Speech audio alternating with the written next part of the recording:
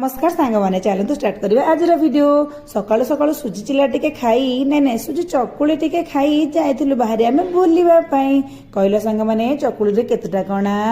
ए भलिया question सुनी आपण मानकर भी हेजबनी बुद्धि बाट बणे पके मो नुआ भ्यानिटी टे बुलिबा पई बाहरलु आमे नुआ जगाटे गला बेले भाबिलु आमे करि दे जिबा आगो हम मध्याह्न भोजन नहले बुलिबारे लागिबनी पुरा हमर मन खाइबारे थिला हमर देसी चिकन को देसी माछ भिडी देथिले मो न भाबी किछि आगो आ पछ